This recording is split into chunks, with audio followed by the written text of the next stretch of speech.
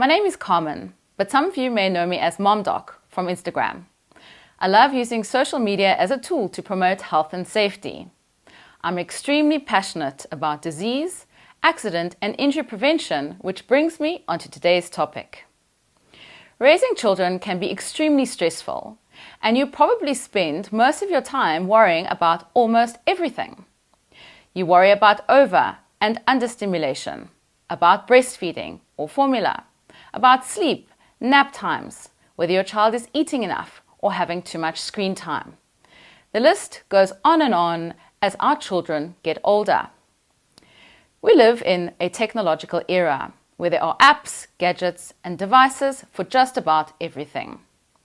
New products are constantly entering the marketplace in an attempt to try and make our lives easier and keep our little ones safe. But the real question is, do they? Many of these products are being aimed at first-time parents and sold on fear instead of practicality. It is this fear that makes one an easy target for brands promoting their products. As a new parent, you are sleep-deprived, confused, and scared of doing something wrong. You are the perfect target for manufactured fear. As parents, you want to protect your child from life's dangers. You end up bubble wrapping them to prevent them from injuring themselves and forget all about how important play is. In particular, risky play, which allows children to learn about risk assessment in order to gauge what is safe and what is not. Children are actually way more resilient than adults. They have more fat and a higher proportion of body water, which makes them more able to withstand injury. Their wounds heal faster than ours, and their bones are also more likely to bend than break. However, despite the biology, we have become totally risk-averse where our children are concerned. Of course, children still need active supervision, which cannot be replaced by rules or safety devices, because no matter how many times you repeat yourself, your children are just not capable of understanding the concept of danger. Hazards, or invisible risks as I prefer to call them, are the risks children can't see, such as falling into the pool and drowning, or slipping on the wet tiles and sustaining a head injury. For a child to recognize an invisible risk and say no to an impulse requires emotional intelligence.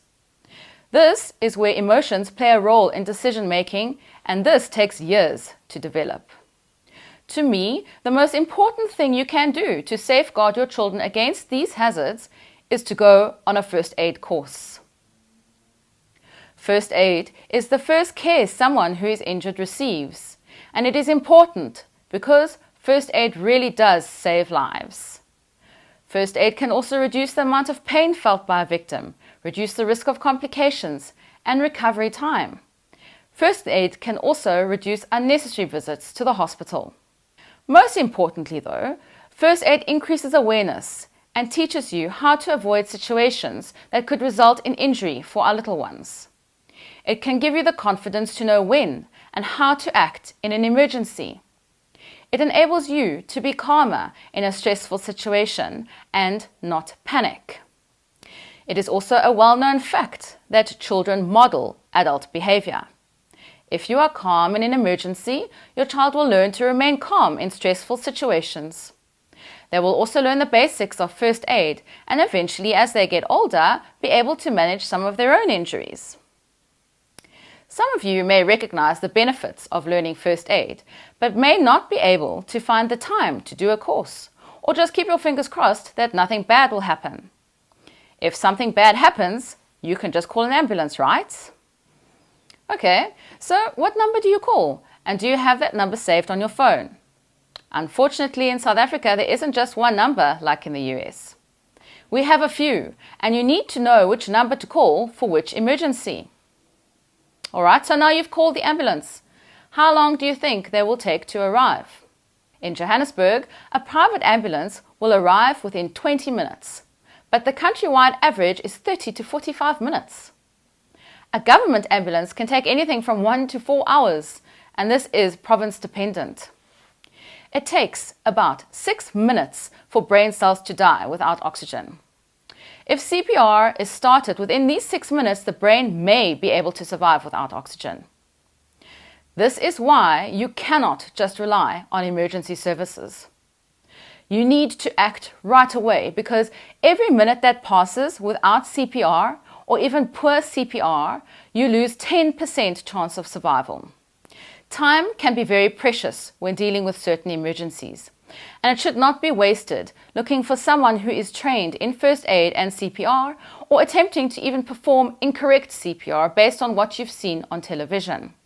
I believe that everyone can and should learn first aid, and at the very least know how to perform high quality CPR.